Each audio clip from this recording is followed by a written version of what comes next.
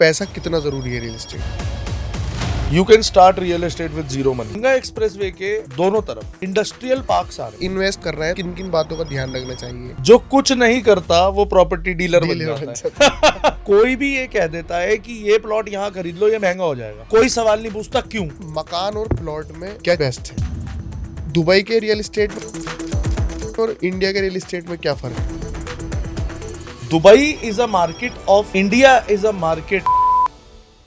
1% वाला फॉर्मूला किस तरीके से काम करता है? आपने कभी गौर किया यहाँ के डेवलपर 1% 2% नहीं लॉन्च नहीं करते? करते। अपना घर खरीदना सिर्फ पैसे की वेस्टेज है। अगर किसी आदमी के पास 5, 10, 20 लाख रुपए के आसपास है, उसको कहाँ इन्वेस्ट करना चाहिए? रियल एस्टेट का एक रूल है, common mistakes what people do while investing. India में सबसे महंगी जगह कहाँ? इंडिया का सबसे महंगा रियल एस्टेट नोएडा और गुरुग्राम में कहाँ ज्यादा इन्वेस्टमेंट करनी चाहिए? 100 करोड़ रुपए के फ्लैट वो जस्टिफाई है। अब लग रहे हैं ना 300 करोड़ रुपए सिर्फ। इंडिया में रियल एस्टेट का किंग कौन है? तो उसका आसपास भी अभी कोई आने वाला नहीं। पैसा बनता कैसे है इसमें? कोई जगह आपको ऐसी लगती है इन्वेस्ट कर रहे हैं, दड़ाम हो सकती है।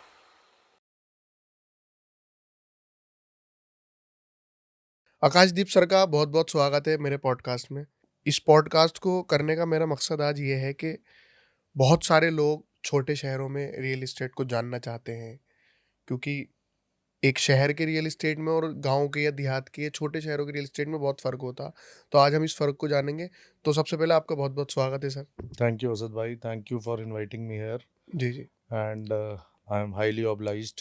सर, सबसे पहला मेरा ये सवाल था आपसे, और हमें ये जानकारी पता चली है जब हम आपके बारे में रिसर्च कर रहे थे थोड़ी, कि आपको 18 साल इस फील्ड में काम करते हुए हो गया। क्योंकि रियल एस्टेट एक ऐसा काम है, अंदर की जो उसकी सच्चाई है वो तो आपको मालूम है, लेकिन हम लोगों ने जो सुना है वो ये सुना है कि रियल एस्टेट बहुत सारे पैसों का काम है। मतलब अगर आपके पास पैसा है तब आप इस काम को कर सकते हैं, अगर पैसा नहीं है तो आप नहीं कर सकते। एक पॉइंट तो ये हो गया। दूसरा है कि जब 18 साल पहले आपने ये काम शुरू किया था तो आपने कितना पैसा लगाया था इस काम में, या पैसा कितना जरूरी है real estate? You can start real estate with zero money. अच्छा।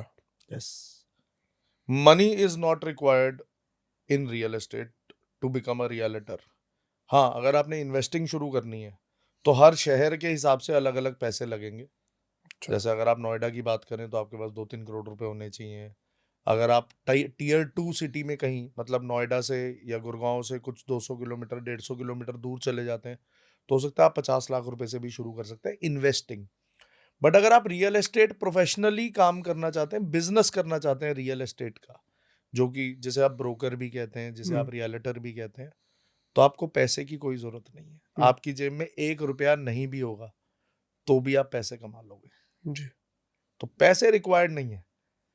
रियल एस्टेट में सिर्फ और सिर्फ मेहनत रिक्वायर्ड है और कुछ किसी चीज की रिक्वायरमेंट नहीं है। अच्छा सर, आप नेक्स्ट 5 ईयर में ऐसी कौन सी सिटीज हैं जहां पर आप सबसे ज्यादा स्कोप देखते हैं रियल एस्टेट? देखिए, आने वाले 5 सालों में, हम्म। अभी हम 2026 में, राइट, आप 2030-2031 तक जी की जी। बात कर रहे हैं। मुझे ऐसा लगता है कि अगर आप टीयर 2 और टीयर 3 सिटीज जहां पे नया इंफ्रास्ट्रक्चर का ग्रोथ है, वहां पे अगर आप रियल एस्टेट इन्वेस्टिंग करते हैं, वहां पे आप लैंड लेते हैं, वहां पे आप अच्छी प्लॉट्स ले लेते हैं, फॉर दैट मैटर आप अच्छे फ्लैट्स ले लेते हैं, फॉर दैट मैटर आप अच्छे पैसे बना सकते हैं। बट टीयर 2 और टीयर 3 का मतलब ये नहीं है कि आप कहीं पे भी पैसे लगा लें जहां पे नया इंफ्रास्ट्रक्चर डेवलप हो रहा है। जैसे एग्जांपल अगर मैं आपको दूं, तो आज नोएडा से बिल्कुल सटा हुआ यमुना एक्सप्रेसवे, जी। आज जेवर एयरपोर्ट ऑपरेशनल हो चुका है, फ्लाइट्स आनी और जानी शुरू हो गई है, राइट। यहां से अगला शहर लगेगा मथुरा। तो जेवर और मथुरा के बीच में बहुत कुछ है। फिर मथुरा पहुंच गए तो मथुरा और आगरा, आगरा, नया न्यू आगरा के बारे में हम पढ़ रहे हैं जी। न्यू नोएडा के बारे में न्यूज आ रही हैं। तो ये छोटी छोटी कुछ इंफॉर्मेशंस है जो अगर आपके पास हैं तो आप उन एरियाज को एक्सप्लोर कर सकते हैं। जी। बट इन एरियाज को एक्सप्लोर एज अ लेमैन आप खुद नहीं कर पाएंगे। तो इसमें सबसे इंपॉर्टेंट रोल आपका रियलिटर पे करता है। जी। अगर आपका रियलिटर नॉलेजेबल है, ठीक है, तो वो आपको ठीक जगह पैसे लगवा देगा जी। और ठीक पैसे बनवा देगा। मतलब ये कुछ सिटीज़ हैं ऐसी, मतलब दूरंदेशी आपकी होनी ज़रूरी है। अगर बहुत आप समझ ज़रूरी है। पाएँगे कि हाँ, यहाँ जैसे हमारी तरफ अभी ये मतलब मेरठ से प्रयागराज एक्सप्रेसवे बना है, गंगा एक्सप्रेसवे। गंगा एक्सप्रेसवे जो जी। बना है, तो यहाँ पे भी बहुत ज़्यादा सुनने में आ रही है अब कि अगर आप चीज़ें आ गंगा रही जी, जी, एक्सप्रेसवे की बात करें, जी। तो वो शुरू होता है मेरठ पे हुँ, और खत्म होता है प्रयागराज पे, प्रयागराज। राइट? गंगा एक्सप्रेसवे के दोनों तरफ अथॉरिटी के इंडस्ट्रियल पार्क्स आ रहे हैं, हुँ, ठीक? Industrial land, industrial parks, logistics park authority बना के दे रही है, जहां पे लोग अपने प्लॉट खरीद रहे हैं अथॉरिटी से, अलग-अलग अथॉरिटीज से, और अपना जो है इंफ्रास्ट्रक्चर वहां डेवलप हो जाएगा। आज नहीं है, 10 साल में हो जाएगा। अच्छा। जिस दिन वो 10 साल में डेवलप हो गया, तो वो आपको क्या लगता है वो कितने पैसे बढ़ चुके होंगे आपके?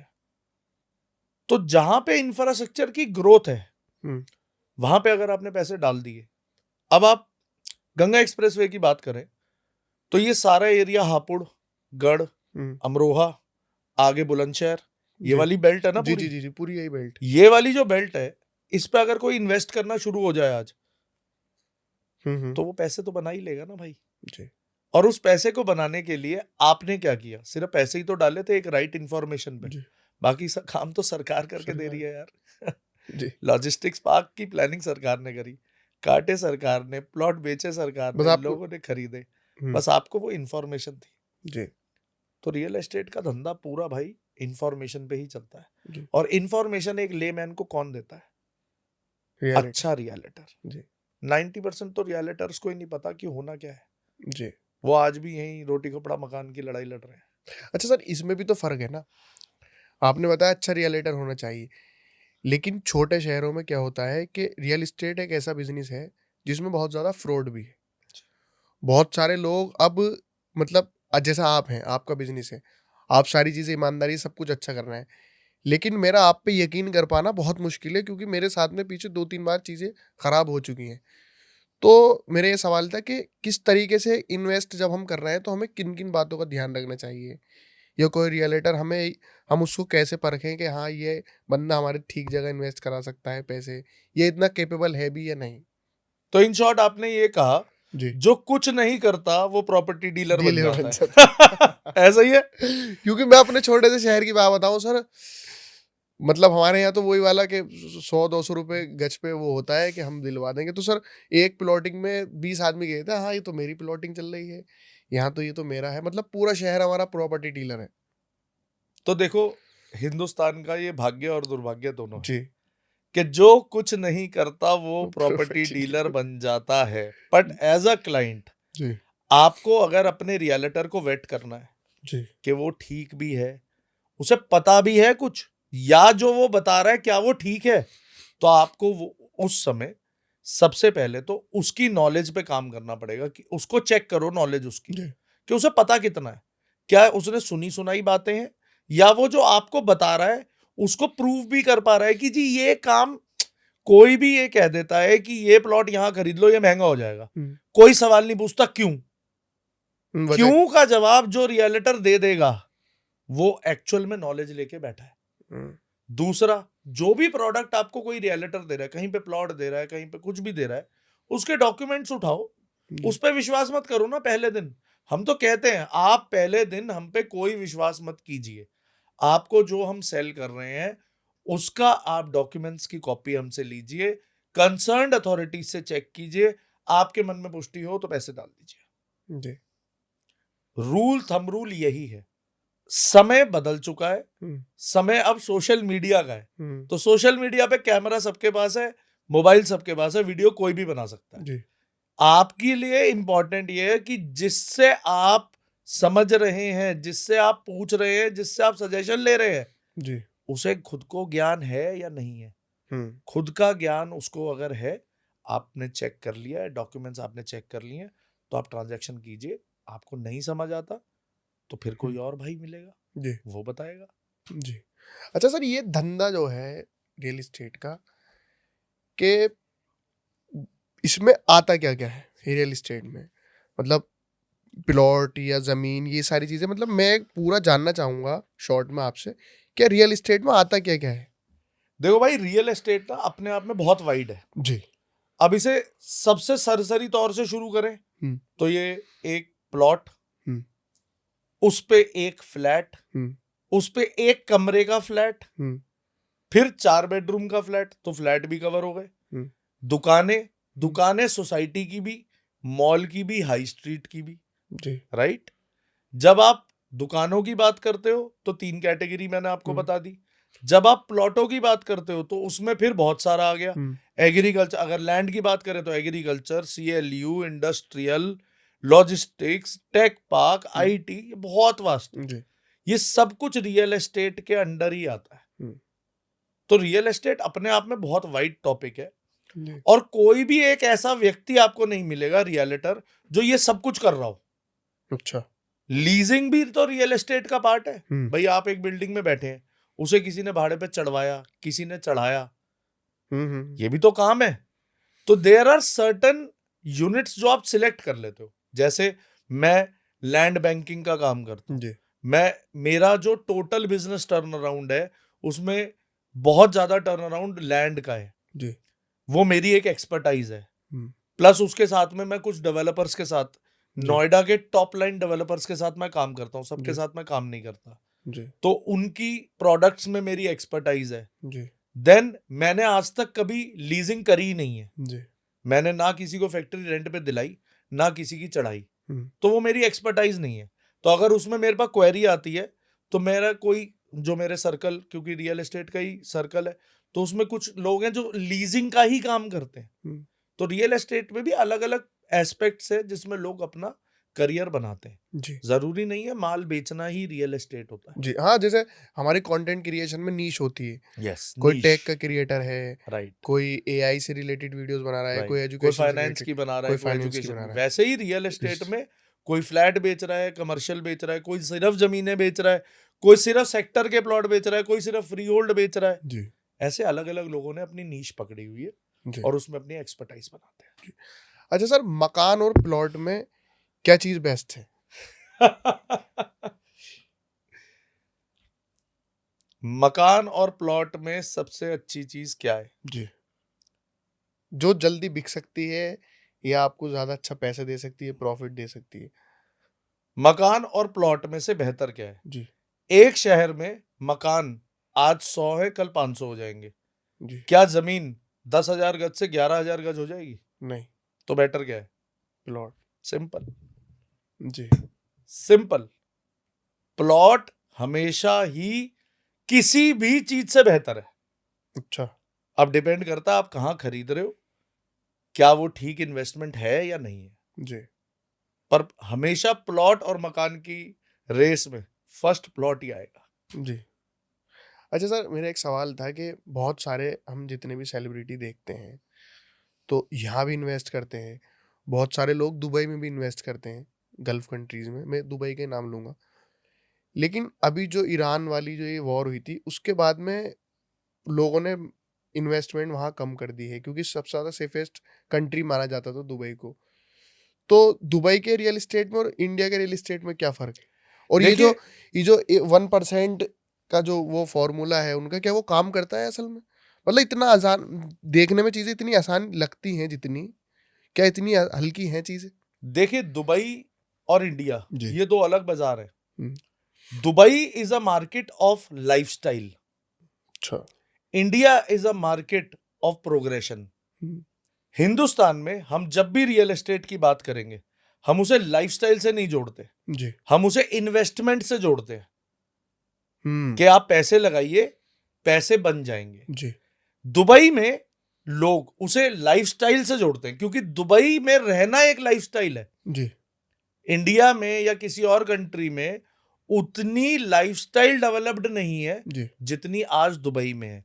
जिस प्राइस में मिल जाती है लाइफस्टाइल, तो उससे बेटर मोनाको में है। पर मोनाको हर आदमी पैसे डाल नहीं सकता क्योंकि वर्ल्ड का सबसे महंगा रियल एस्टेट इज मोनाको। अच्छा, राइट।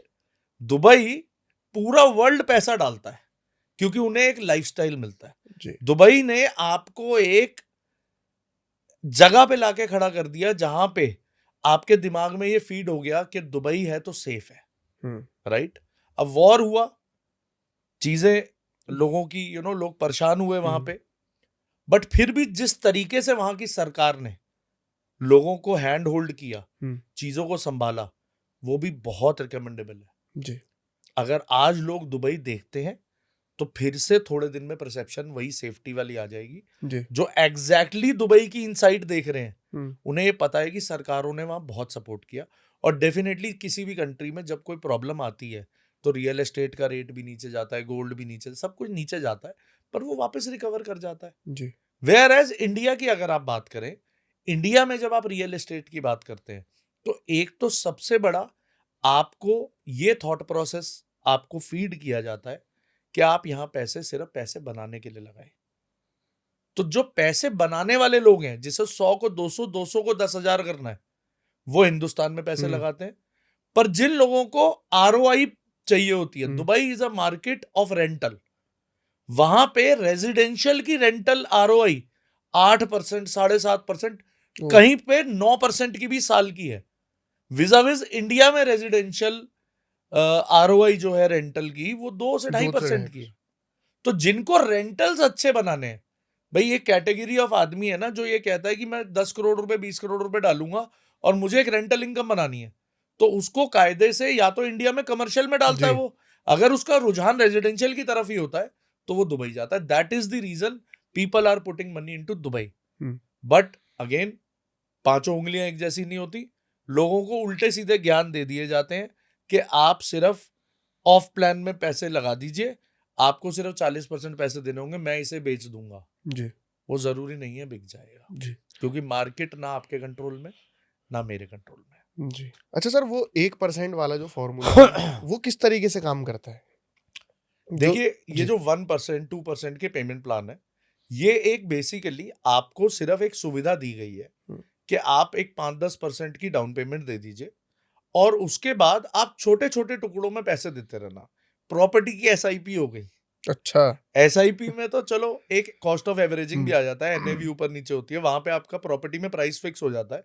पर यह है कि किसी को 2 करोड़ रुपए का सामान बेचा, 20 लाख रुपए उससे आज लिए और XYZ 2-2 लाख रुपए की उसकी किस्तें बना दी, तो आदमी को देने में कोई प्रॉब्लम नहीं होती। हुँ। भाई यही थॉट प्रोसेस है दुबई का 1% और 2% पेमेंट प्लान के पीछे। जी। बट ऐसा वो क्यों कर पाते हैं, वो वहां सक्सेसफुल क्यों है, यहां क्यों नहीं है और जी। कंट्रीज में? वहां पे गवर्नमेंट इतनी स्ट्रिक्ट है कि अगर 3 साल में पोजेशन देना है तो वो 3 साल में सर पोजेशन दे देते हैं। अच्छा। 36 महीने में वहां बिल्डिंग बन के तैयार होके लोग शिफ्ट हो जाते हैं। अनफॉर्चुनेटली बाकी कंट्रीज में the government regulations are not that tight. हुँ। वो 3 को 5 की लीवरेज है यहाँ पे कि कुछ नहीं होता जी, थोड़ी पेनल्टी लगेगी, 5 साल में वहां जेल हो जाती है। हुँ। तो आदमी वहां पे दुबई में बहुत ज़्यादा ऑफ पंक्चुअल है प्लान टाइम। में 1%, 2% में भी प्रॉपर्टी खरीद के सिक्योर रहता है। जी। यहां पे अगर कोई डेवलपर 1% लॉन्च कर दे, आपने कभी गौर किया यहाँ के डेवलपर 1%, 2% नहीं लॉन्च नहीं करते? कहते। क्यों? क्योंकि यहाँ की टाइमलाइन एक्सटेंडेड है, आदमी एक्सेप्ट ही नहीं करेगा। हुँ। ये फर्क है। जी। अच्छा सर, मैंने बहुत सारे मतलब इसमें लोगों की अलग-अलग राय है, मैं आपकी ज़रूर जानना चाहूँगा। बहुत सारे मैंने लोग ऐसे देखे हैं जो कहते हैं कि हमें घर नहीं खरीदना चाहिए।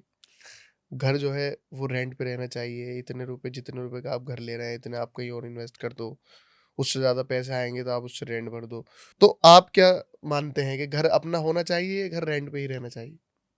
या अगर आप कैपेबल हैं तो ले लेना चाहिए मकान? अपना घर खरीदना हुँ।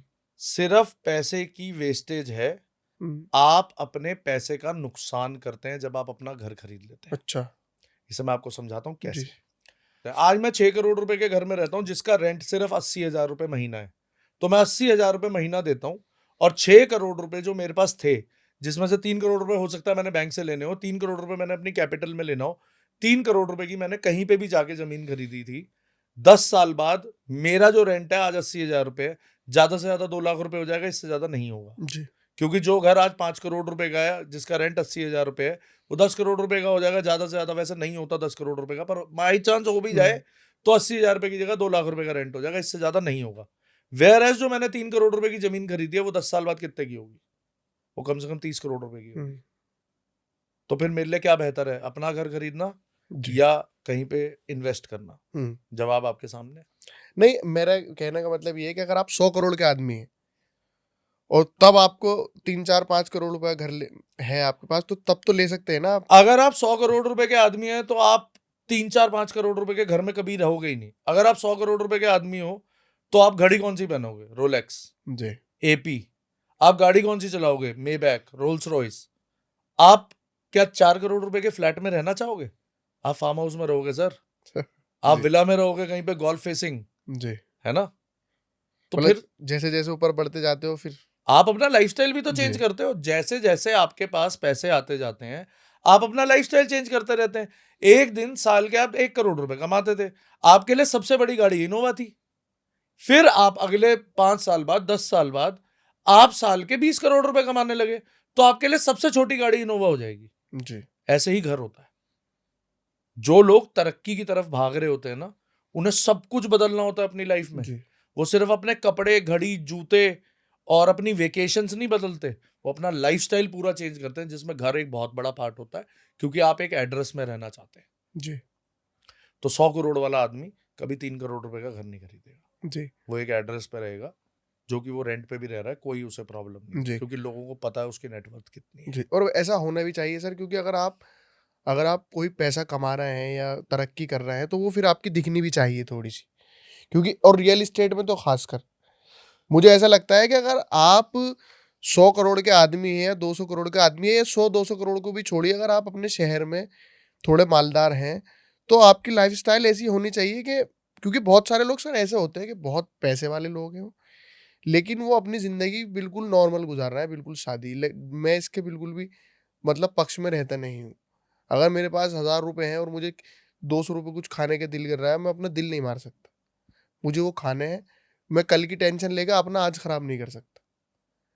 अभी मुझे यहाँ पर खानी है ये चीज़, और मैं ये सोचूँ कि यार मुझे कल इसका ये था, पर कल किसने देखी भाई? तो तुम्हारी प्रेज़ेंट टाइम जो है वो बहुत ज़्यादा अच्छा होना चाहिए, मैं तो ऐसा सोचता हूँ। देखो, मेरी सोच बिल्कुल आपके जैसी है। जी, सोच बिल्कुल एक व्यक्ति की सोच बिल्कुल सिंपल होनी चाहिए। जी, अगर आप जीवन में तरक्की कर रहे हैं, पैसे कमा रहे हैं और जी, आप सेविंग में, आपने जो एक क्वोशंट होता है कि कितने परसेंट आप पैसे सेव करते हैं। आप उतने क्वोशंट पे अगर आप अचीव कर गए हैं कि सेविंग आप कर गए हैं उतनी अपनी लाइफ को सस्टेन करने के लिए, अपनी फैमिली को स्टेबिलिटी देने के लिए, जी, तो उसके बाद अगर आप लाइफ़स्टाइल पे अपने पैसे खर्च रहे हैं, तो इसमें कोई कमी नहीं है। मैं इसके बिल्कुल फ़ेवर में हूँ जी, और मैं खुद इसको सपोर्ट करता हूँ। मुझे घड़ियों का शौक है, मुझे गाड़ियों का शौक है, मुझे जूतों का शौक है, मुझे कपड़ों का शौक है, जी, मुझे चार्टर में घूमने का शौक है।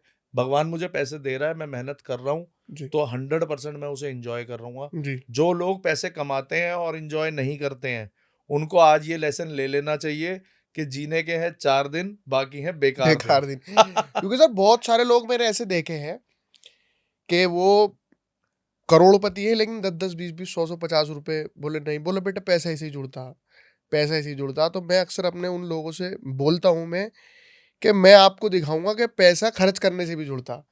जब तक आप खर्च करने की ताकत नहीं रखेंगे, तो तब तक आप कमाएँगे नहीं।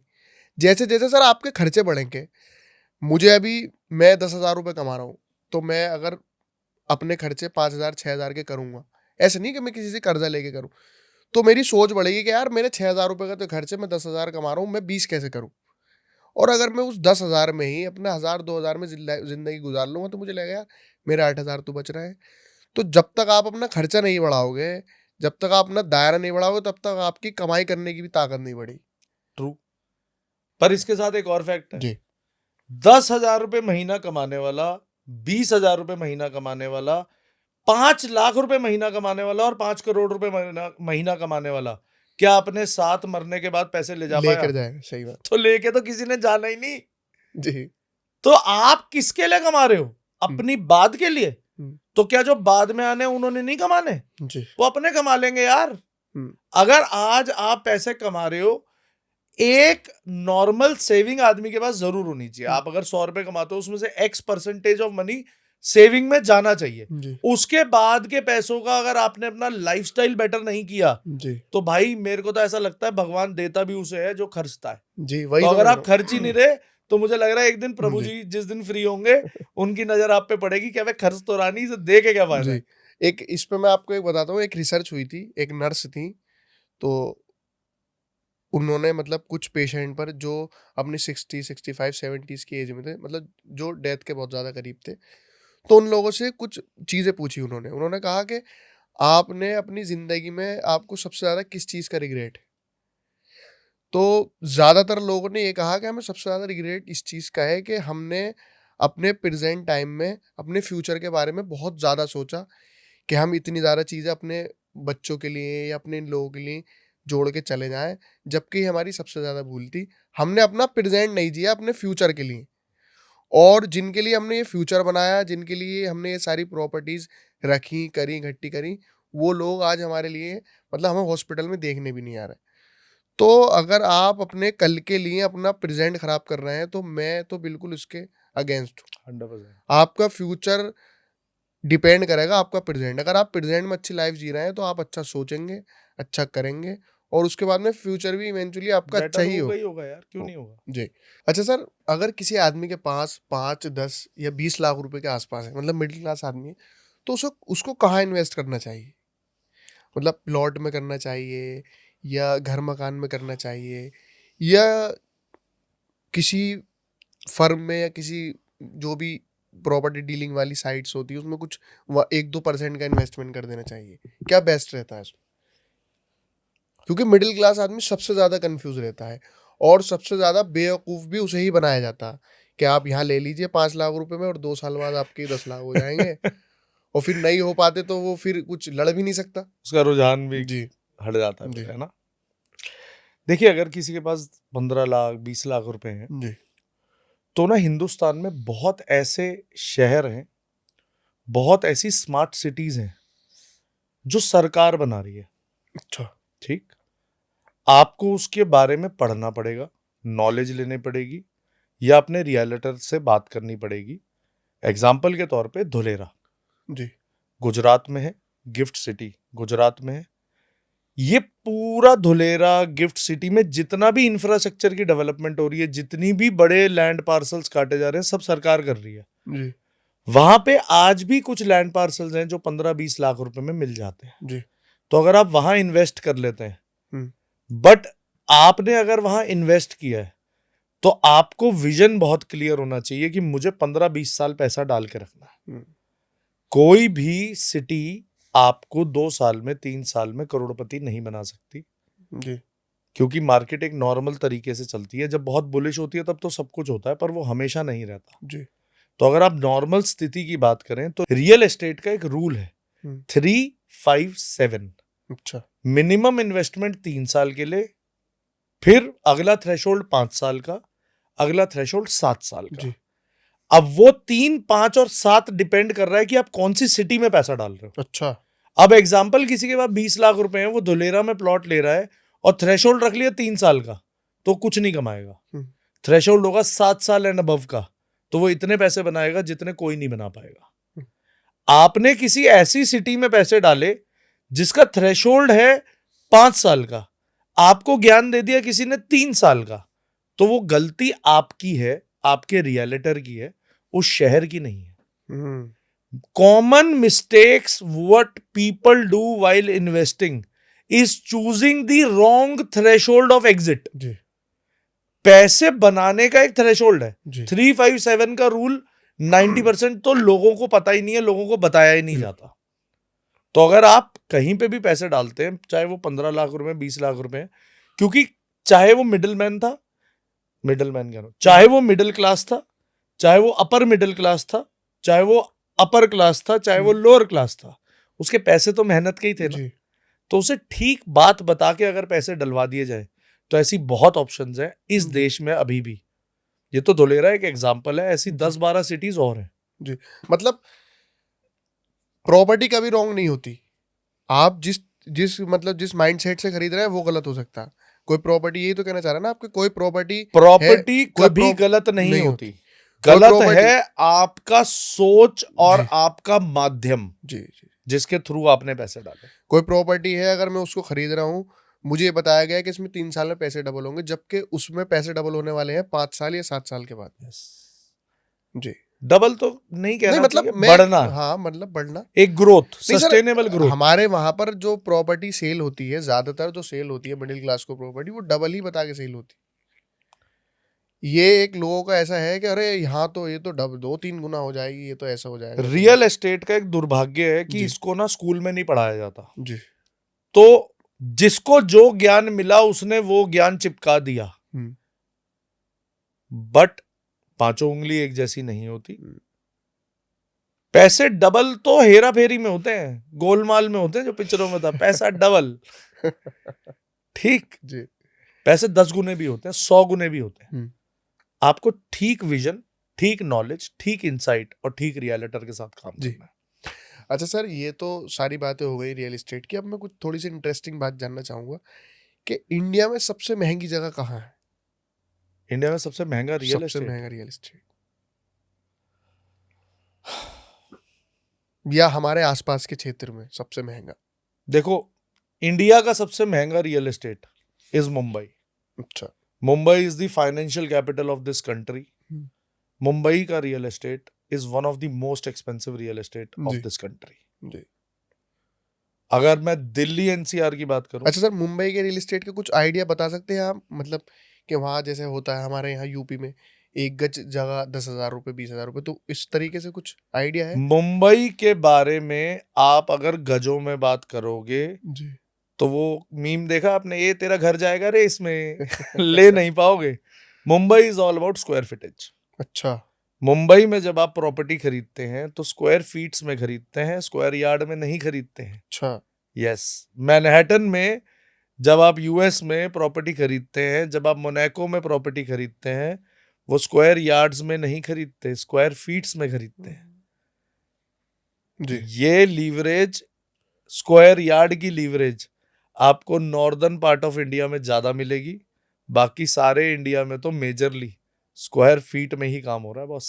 हुँ, हम अभी भी नॉर्थ की जो मार्केट है, अभी भी बहुत अंडरस्टेटेड मार्केट है। हुँ, आज गुड़गांव के कुछ पोर्शंस बहुत एक्सपेंसिव हैं, बट ओवरऑल अगर बात की जाए तो शहर अभी बहुत महंगा हुआ नहीं है। हुँ। नोएडा की अगर बात की जाए तो हो सकता है एक दो चीजें कुछ महंगी हो गई हों, बट पूरा शहर महंगा हो गया ऐसा नहीं है। नहीं है ऐसा। मुंबई एक कोने से दूसरे कोने तक सस्ता कुछ नहीं है। जी। तो अगर सबसे महंगे शहर की बात की जाए इस देश की तो वो मुंबई है। जी। और दिल्ली के बारे में बता रहे थे आप? देखिए दिल्ली, अच्छा सर, दिल्ली के लिए मैं एक एक एक बात मैं आपसे बताना चाहता हूँ। ऐसा लगता है और ऐसी बात करते हैं लोग कि दिल्ली नोएडा और गुड़गाँव के बीच में मतलब फँस गया है। बहुत सारी जो बहुत महँगी कंपनियाँ हैं वो गुड़गाँव शिफ्ट हो रही हैं। जो जिनको लेबर चाहिए वो नोएडा आ रही है। तो कहीं न कहीं दिल्ली में आपको ऐसा लगता है कि ये हो रहा है? दिल्ली ना दिल वालों की है, जी, ठीक है। जी। तो जिस पे इस देश में पैसे हैं, इस पूरे देश में बता रहा हूं, जिस पे इस पूरे देश में पैसे हैं उसको दिल्ली में घर लेना है। अच्छा। दिल्ली दिल है इस देश का। तो दिल्ली कभी गुड़गांव और नोएडा के बीच में फंसा नहीं है। हुँ, दिल्ली गुड़गांव और नोएडा को चला रहा है। चला रहा है। अगर दिल्ली ना होती, दिल्ली वाले ना होते, तो सनम ना गुड़गांव होता ना नोएडा होता। नोएडा। दिल्ली गुड़गांव को गुड़गांव और नोएडा को नोएडा बनाने वाला बनाने वाली दिल्ली है। जी। तो दिल्ली का तो भाई ना कभी कोई, उसकी बराबरी नहीं कर सकता कोई। दिल्ली की तो बराबरी ना कभी कोई कर पाया था, ना कभी कोई कर पाएगा। जी। जिसको आज भी कोठी में रहना है, मजे लेने हैं, वो दिल्ली गोल्फ लिंक्स पंचशील हुँ, कोठी बनाता है भाई, कोठी में रहता है और शान है दिल्ली का एड्रेस। हुँ। बॉम्बे में जैसे लोग कहते हैं ना, मैं जुहू में मेरे पास फ्लैट है, बैंड्रा में मेरे पास फ्लैट है, वैसे ही दिल्ली में लोग कहते हैं कि भाई दिल्ली से हूं। दिल्ली से है। अच्छा सर, नोएडा और गुरुग्राम में कहाँ ज़्यादा इन्वेस्टमेंट करनी चाहिए? देखो यार, या बहुत, ऐसा लगता है आपको कि गुरुग्राम बहुत ऊपर जा चुका है? देखो नोएडा और गुड़गांव का ना कंपैरिजन हर आदमी कर रहा है। जी। गुड़गांव में कुछ ऐसी चीजें हैं जो नोएडा में नहीं है, हुँ। नोएडा में कुछ ऐसी चीजें हैं जो गुड़गांव में जैसे? नहीं है। जैसे एग्ज़ाम्पल? गुड़गांव इंफ्रास्ट्रक्चर पे लैग करता है, नोएडा इंफ्रास्ट्रक्चर पे बहुत अच्छा है, हुँ, राइट। पर गुड़गांव में जितनी कॉरपोरेट्स आने की वजह से जितनी चीजें गुड़गांव में बन गई हैं, in terms of commercials, in terms of brands hmm, जैसे वहां पे हैं, वैसे अभी नोएडा में नहीं है।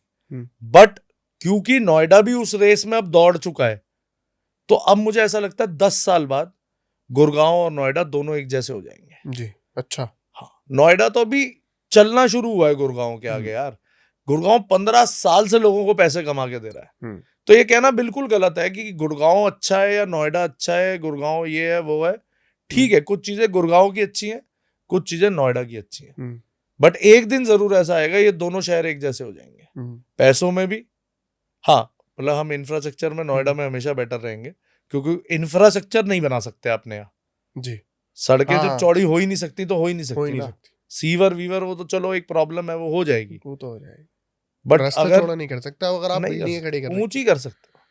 तो कॉर्पोरेट मूवमेंट, चीजें, brands, hmm, in terms of restaurants, in terms of anything, hmm, if you compare Gurgaon, Gurgaon has upper as on that. Hmm, but eventually क्या होगा, 5-6 साल बाद वो सब कुछ नोएडा में भी आ जाएगा। हम्म, तो ये दोनों शहर एक ही लाइन पे हो जाएंगे, और तो हम्म, ये टॉपिक हमेशा के लिए खत्म हो जाएगा, नोएडा और जी। गुड़गांव। अच्छा सर, 100 करोड़ रुपए के फ्लैट गुड़गांव में, ऐसा ऐसा माने के जाता है, ऐसा है, तो आपको लगता है वो जस्टिफाई है? मतलब इतने रुपए का एक फ्लैट गुड़गांव में? 100 करोड़ रुपए का फ्लैट गुड़गांव में जस्टिफिकेशन किसके लिए मांग रहे हो आप?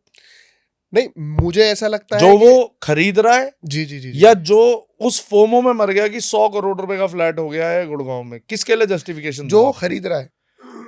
जो खरीद रहा है 100 करोड़ रुपए का फ्लैट, उसकी नेटवर्थ कितनी है?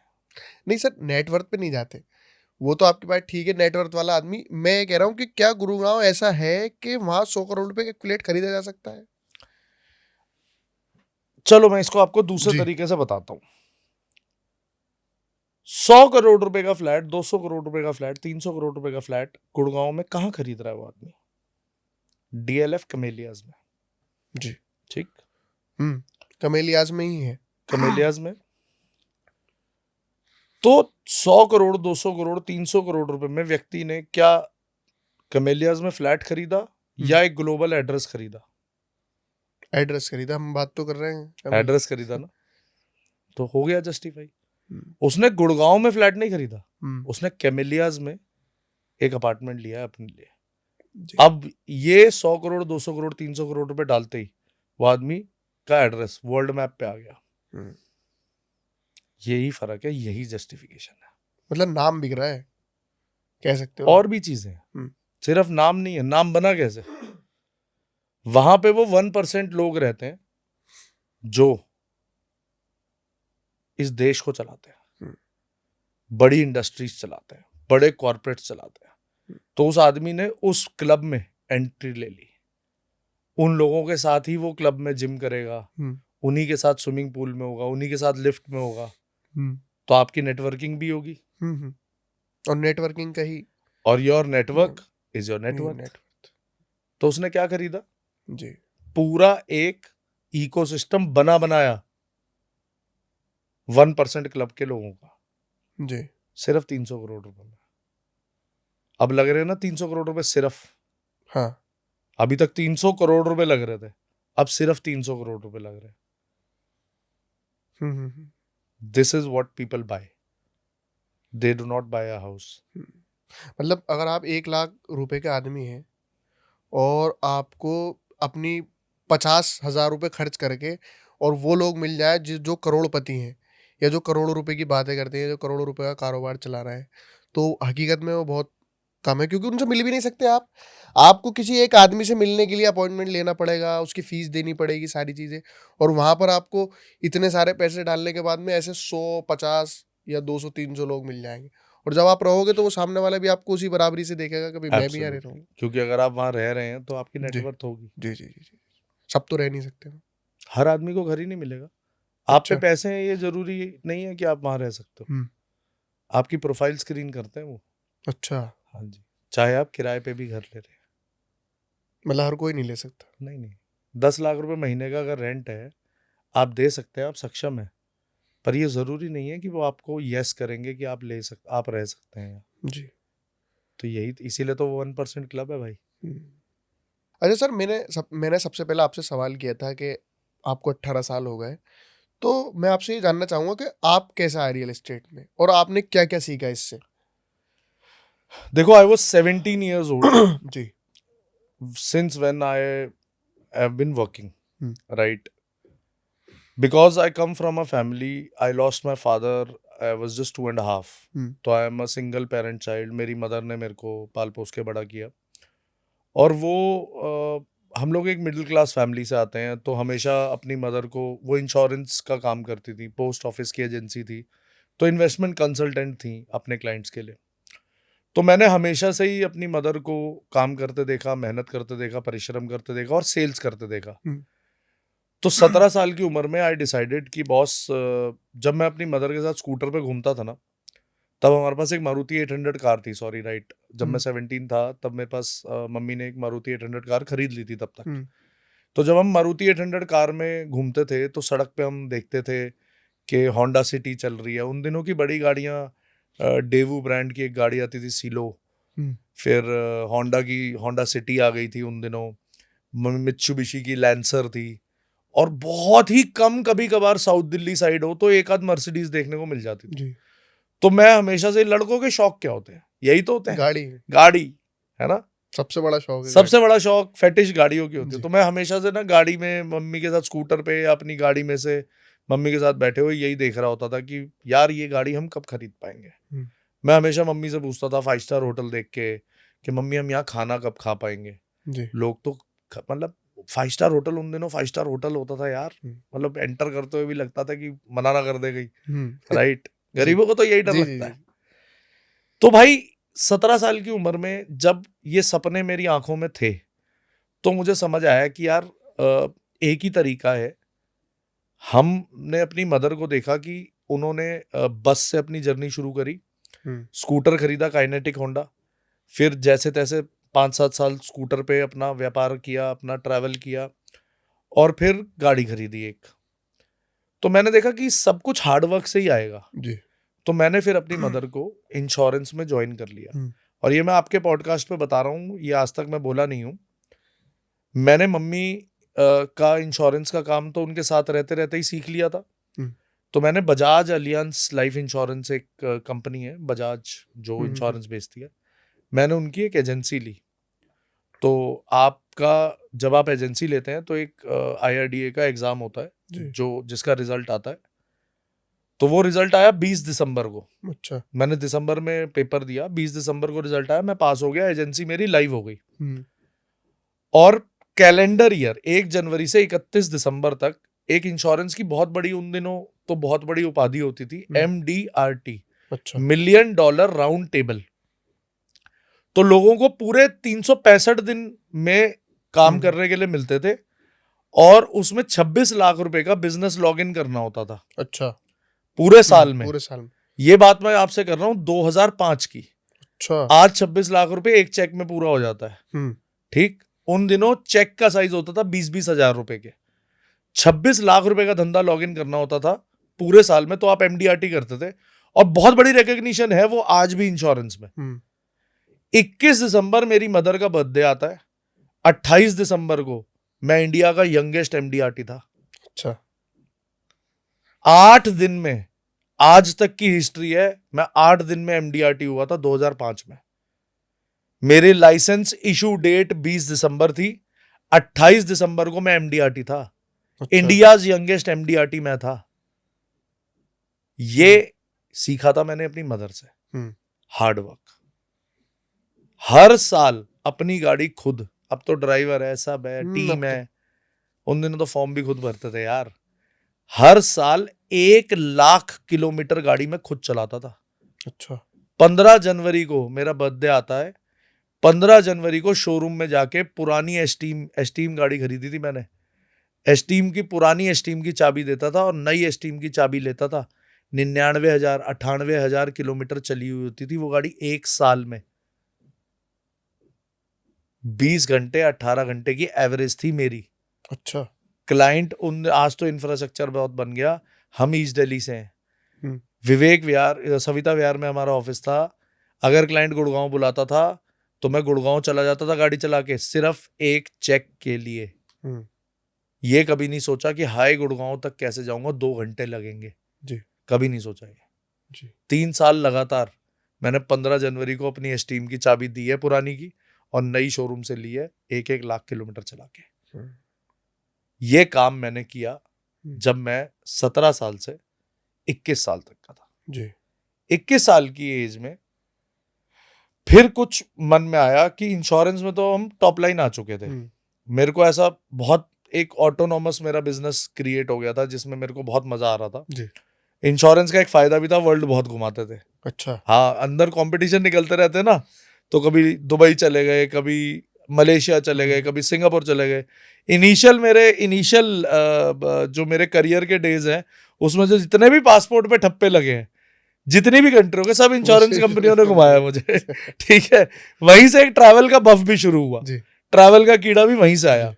एनीवेज, 21 साल की उम्र का जब मैं हुआ, तो एक दिन मैंने न्यूज़पेपर में हमेशा से पढ़ता था, क्योंकि आप भाई फाइनेंशियल कंसल्टेंसी का बिजनेस करते हो तो इकोनॉमिक टाइम्स, फाइनेंशियल टाइम्स आपको पढ़ना ही है। जी। जी। जी। तो एक दिन ऐसे ही मैं न्यूज़पेपर पढ़ रहा था, तो उसमें मैंने एक इश्तिहार देखा एक डेवलपर का, नोएडा का, जिसमें वो अपना नोएडा के प्रोजेक्ट्स के बारे में, अपना कोई हमारा प्रोजेक्ट लॉन्च हो रहा है, ऐसे जी। हो रहा है, वैसे हो रहा है। तो मेरे को क्यूरोसिटी हो गई कि कुछ नया हो रहा है शहर में। और नोएडा क्योंकि ईस्ट दिल्ली से बिल्कुल पास में पड़ता था, हमने जाके एक बार उनके डेवलपर के ऑफिस में समझा जी। कि क्या होता है। बस वो दिन था और आज का दिन है, रियल एस्टेट की जर्नी वहां से शुरू हो गई। जी। अच्छा सर, मैं आपकी सोशल मीडिया देख रहा था, तो आपको सिर्फ 2 महीने हुए हैं, तो इसके पीछे क्या फॉर्मूला लगाया आपने, या आप सोशल मीडिया पर क्यों आए? देखो यार, एक बात तो हमें माननी पड़ेगी जी। कि अगर आप समय के साथ जो समय की रिक्वायरमेंट है उसे अडेप्ट नहीं करेंगे तो आप पीछे रह जाएंगे। जी। जो आज नाम है वो एक दिन गुमनाम हो जाएगा। जी। ठीक, तो हमें 20 साल से हम रियल एस्टेट कर रहे हैं, अलग अलग तरीके से कर रहे हैं। अपने काम करने के तरीके में भी फर्क आ गया, राइट। जो 15 साल पहले, 10 साल पहले या 5 साल पहले हम कुछ कर रहे थे, उसे आज हम उस तरीके से नहीं कर रहे, राइट। वैसे ही आज अगर आप हिंदुस्तान में या वर्ल्ड में कहीं पे भी रियल एस्टेट का बिजनेस करना चाहते हैं, तो सोशल मीडिया अगर आपका स्ट्रांग नहीं है तो आप कुछ नहीं कर पाओगे। ये मैं आपको पेपर पे लिख के दे देता हूँ। जी। मैं सोशल मीडिया पे क्यों आया? पिछले 20 साल से जब मेरा एक जर्नी है, उसमें मैं ये देख रहा हूँ लोगों को जो रियल एस्टेट का काम कर रहे हैं, उन्हें भी कोई सिखाने वाला नहीं है, कोई बताने वाला नहीं है। तो हमने एक मुहिम शुरू करी इंस्टाग्राम पे आके कि यार लोगों को, चाहे वो रियलिटर है, ब्रोकर भाई है हमारा, या कोई क्लाइंट है, उनको इंफॉर्मेशन दो कि यार होता कैसे है, होना क्या है, गलतियां आपकी है क्या। 90% लोगों को उनकी गलती बताने वाला कोई नहीं है, वो पूरा जीवन बिता देते हैं जी। और गलतियां नहीं पता लगती। अच्छा, सोशल मीडिया में जो मैंने सीखा वो ये है कि मैं अक्सर ये पैटर्न देख रहा हूँ कि अगर आपके बहुत ज़्यादा फॉलोअर्स हैं तो ज़रूरी नहीं है कि आप बहुत ज़्यादा पैसे कमा रहे हैं। आर्यन केल्विन करके एक लड़का भी बहुत ज़्यादा फेमस हो हाँ, रहा है, कुछ चल रहा है। बहुत ज़्यादा व्यूज़ हैं उसके पास, बहुत सारी चीज़ें, लेकिन सर उसके पास ब्रांड नहीं है, उसके पास स्पॉन्सरशिप नहीं है। इतने ज़्यादा व्यूज़ होने के बाद में भी उसके पास में उस लेवल का काम नहीं है, जबकि उससे ज़्यादा पैसे मुझे ऐसा लगता है कि 3 लाख फॉलोअर्स वाला बंदा कमा लेगा। क्योंकि उसमें फ़र्क है। आप स्टार्टिंग जब करते हो तो आप फॉलोअर्स के पीछे भागते हो, लेकिन फॉलोअर्स आप देखते हो कि आपके जो फॉलोअर्स हैं वो आपके कहने से कुछ खरीद सकते हैं या नहीं। अगर आपकी ऑडियंस इतनी मजबूत है, टीआर 1 या टीआर 2 आपको देख रहा है, या उसकी बाइंग कैपेसिटी कितनी है, तो वो डिपेंड करती है। तो मैंने सोशल मीडिया पे ये पैटर्न देखा है कि आप फॉलोअर्स और व्यूज के पीछे भागो ही मत, वो गेम ही नहीं है अगर आपको सोशल मीडिया से पैसे कमाने हैं तो। देखिए, ज्यादा आप लोगों को पता जी। होगा, जी। मैं जी। सोशल मीडिया गेम में बहुत नया हूँ। जी।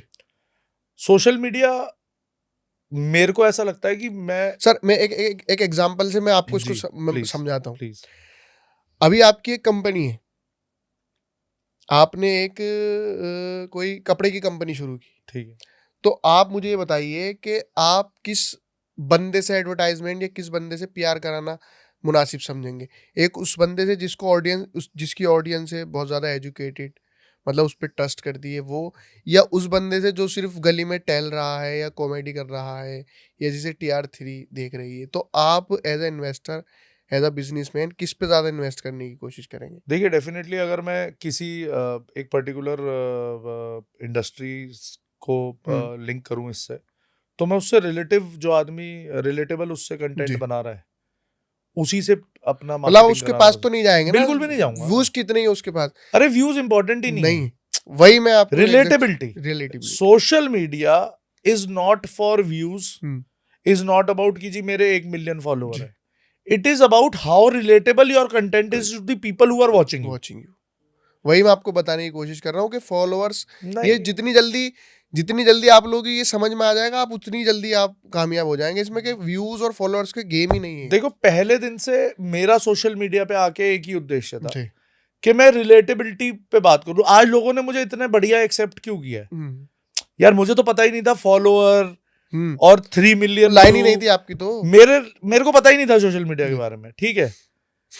आज जब मैं सोशल मीडिया पे हूँ 60 दिन से, तो मैं ये देख रहा हूँ कि यार जो मैं बात कर रहा हूँ उससे लोग रिलेट कर पा रहे हैं। रिलेट कर पा रहे वो एक्चुअल में प्रॉब्लम है जो मैं सॉल्व कर रहा हूँ लोगों की। जी। तभी तो लोग मुझे व्हाट्सएप डाल रहे हैं, हुँ, तभी तो लोग मुझे डीएम डाल रहे हैं, तभी लोग मुझे हो सकता है फॉलो भी कर रहे हो। जी, हो सकता है जो मैं रील डालता हूँ उस पर 1 मिलियन व्यू हो जाता है, 1 लाख व्यू हो जाता है, 10,000 व्यू होता है, 5,000 व्यू होता है। वो इसीलिए होता है क्योंकि वो 5,000 लोग मेरे को रिलेट कर पा रहे हैं मेरी बात से। जी। तो मेरा उद्देश्य सोशल मीडिया का सिंपल है हुँ, कि रिलेटेबल जो आदमी जिस चीज से सीख ले, हुँ, रिलेट कर पाए, उस कंटेंट को डालो। हुँ, जबरदस्ती कंटेंट डालने की हुँ, आपको कोई जरूरत जी, नहीं है, जी। मुझे ऐसा बिल्कुल लगता सही बात। अच्छा सर, मैं आपसे कुछ वो जानना चाहूँगा कि इंडिया में रियल एस्टेट का किंग कौन है? बड़े लेवल पे? ये जिसको आपको लगता हो कि उसका आस-पास भी अभी कोई आने वाला नहीं? है। देखो, अगर आप इंडिया में हुँ, डेवलपर्स की बात करूं, बिल्डरों की, तो एक ही राजा है, वो है डीएलएफ। अच्छा। जो उनकी प्रोडक्ट की स्ट्रेटेजी होती है, हुँ, जो उनके प्रोडक्ट की डिलीवरी होती है, जो उनके प्रोडक्ट के स्टैंडर्ड सेट होते हैं, और जो उनका क्लाइंट सेटिस्फेक्शन लेवल है, हुँ, भाई मुझे नहीं लगता कोई दे पाता है, मुझे नहीं लगता। जी। तो अनडिस्प्यूटेड किंग हुँ, of real estate in terms of developers जी। Is only DLF. आस पास भी कोई नहीं है। हुँ। अच्छा सर, पैसा बनता कैसे है इसमें? ये लोग किस तरीके से पैसा बनाते हैं? मतलब आप रियल एस्टेट में हैं तो क्या स्ट्रैटेजी होती है जो आम लोगों तक नहीं पहुँच पाती, जो रियल एस्टेट वाले सोचते हैं? देखिए, जब आप इन्वेस्टिंग की बात करते हैं जी। ना, तो हमेशा स्ट्रैटेजी सेम नहीं रहती। हुँ, स्ट्रैटेजी हर शहर की, हर समय की डिफरेंट होती है। हुँ, अब आज जो समय चल रहा है 2026 में, हम आज जून में है, राइट? आज आप मेरे को कहो कि आकाश भाई XYZ पैसे लगाने हैं, हुँ, एक तो कहाँ लगाने हैं और कितने टाइम के लिए लगाने हैं, उसका जवाब अलग होगा।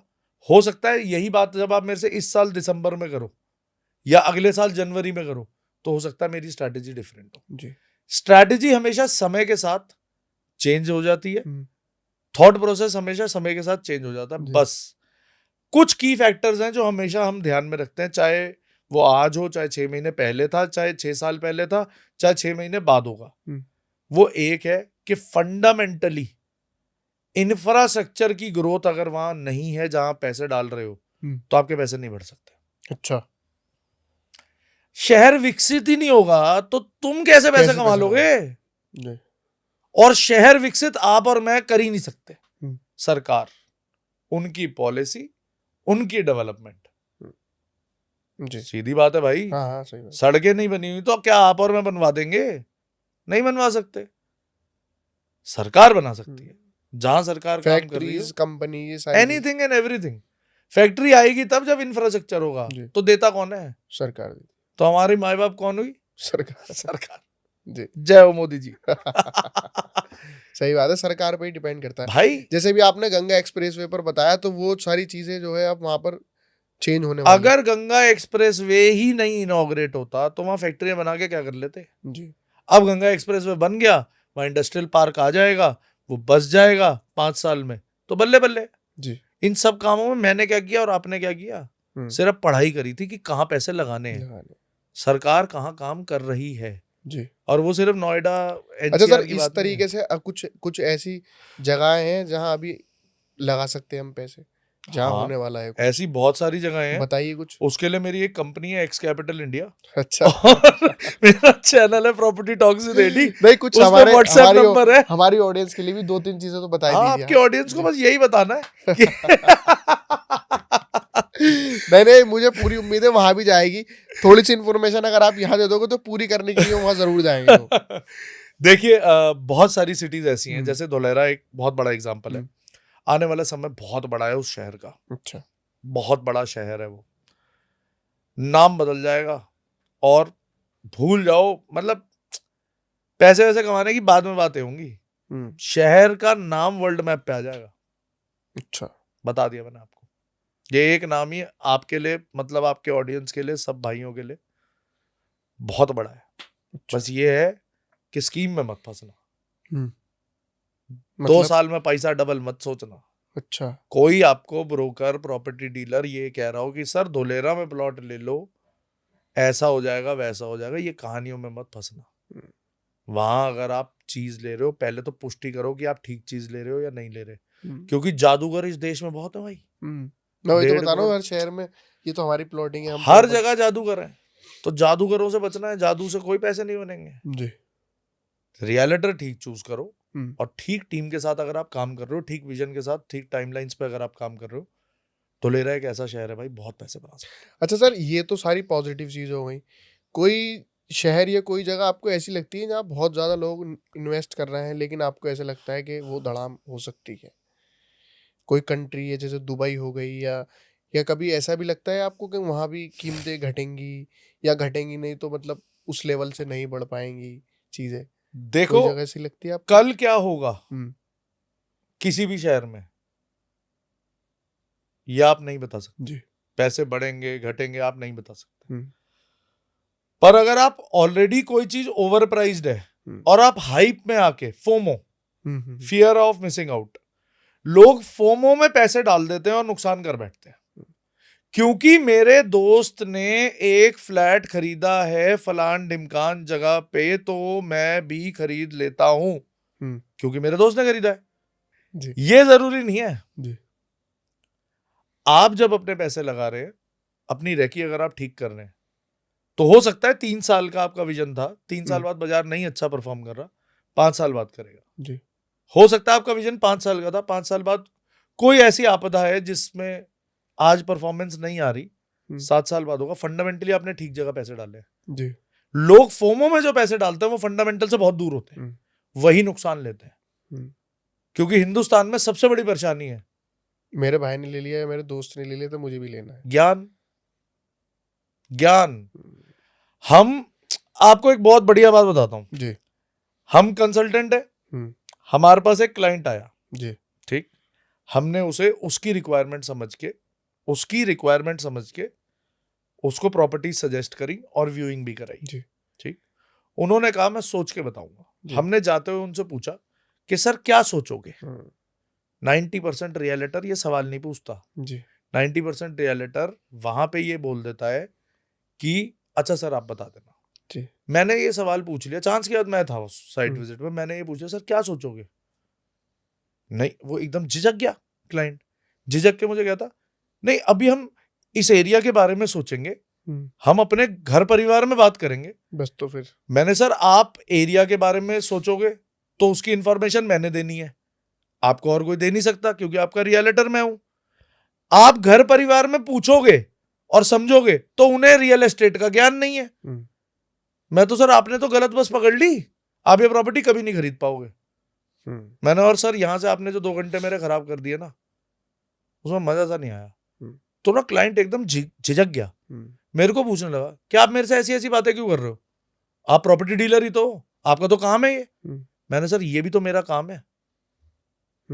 आपको आपकी रिक्वायरमेंट समझ के प्रॉपर्टी दिखाना एक काम हो गया मेरा।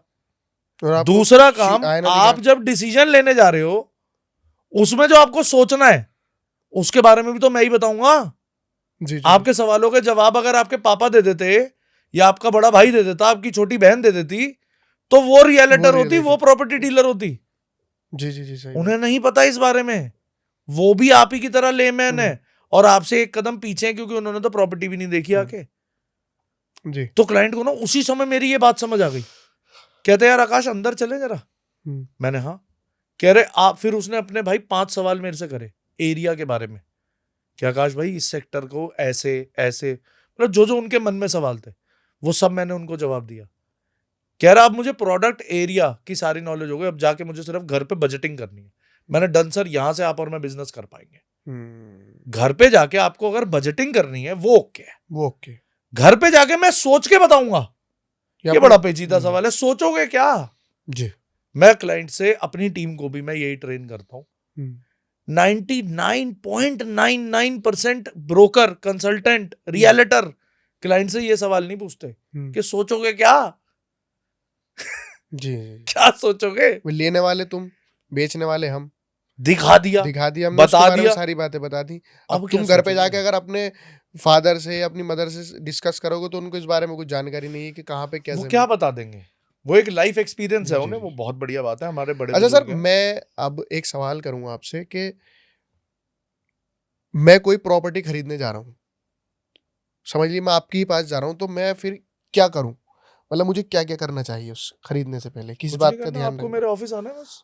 नहीं, वो तो एक नॉर्मल बात हो गई। मैं अगर किसी आदमी के पास प्रॉपर्टी खरीदने जा रहा हूँ, मेरे पास 50 लाख रुपए है, मैं 50 लाख रुपए लेके किसी रियलिटर के पास गया, तो क्या मुझे उससे सवाल करने चाहिए ताकि मैं देखिए लूप में सबसे ना फँस सकूँ? देखिए सबसे पहले जब भी आप कहीं पे पैसे लगाने जी, जा रहे हो, किसी भी रियलिटर के थ्रू लगा रहे हो, तो सबसे पहले उस रियलिटर की नॉलेज को चेक कर लीजिए, जी। उसकी इंफॉर्मेशन को वेट कर लीजिए।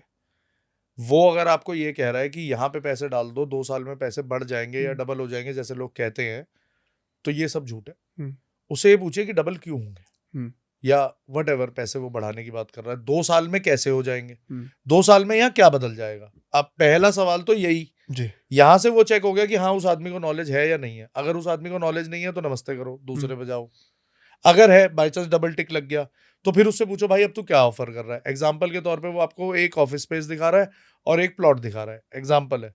उससे समझो कि ऑफिस स्पेस क्यों लेना है, हुँ, प्लॉट क्यों लेना चाहिए, आपको वो भी समझा दिया उसने ढंग से। हुँ, आपको उन दोनों में से, आपने साइट विजिट करी, आपने लोकेशन पसंद कर लिया, हाइपोथेटिकली आपको प्लॉट पसंद आ गया। हुँ।